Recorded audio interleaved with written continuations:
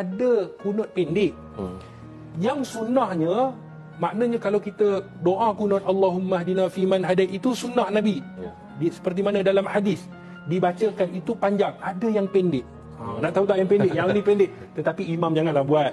Ni khusus kepada mereka yang tak hafal ataupun yang qada. Macam mana kita nak buat saja. Okey, yang pertamanya bila kita i'tidal, ni sami Allahu liman hamidah rabbana walakal hamdan katsiran tayyiban wa mubarakan fi, itu sunnah.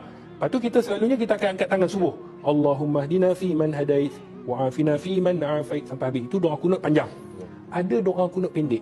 Dia bukan kunut yang bukan itu Ustaz. Itu cerita lawak. Ramai orang buat Ustaz. Tak. Yang ni ada disebutkan di dalam kitab Fiqhul Manhaji. Bila dia i'tidal, sami Allahu liman hamidah rabbana walakal hamd, mengangkat tangan ni hukumnya sunnah. Okey. Tak angkat tangan pun tak apa. Jadi kalau kita tak angkat tangan pun tak apa, nak angkat pun tak apa. Kalau qada di hadapan orang jangan angkat. Kan? Apa yang perlu kita baca? Allahumma firli ya ghafur. Pendek lah. Allahumma, ya Allah, ighfirli, ampunkan dosaku, ya ghafur, wahai maha pengampun. Ini disebutkan dalam kitab Fiqhul Manhaji dalam mazhab Syafi'i. Cukup, itu doa kunut pendek. Tak perlu panjang-panjang Allahumma hdina fiman. Tak perlu panjang, tapi kalau nak ikut sunnah Nabi panjanglah. Tapi yang ni pendek. Allahumma ighfirli ya ghafur, kita pun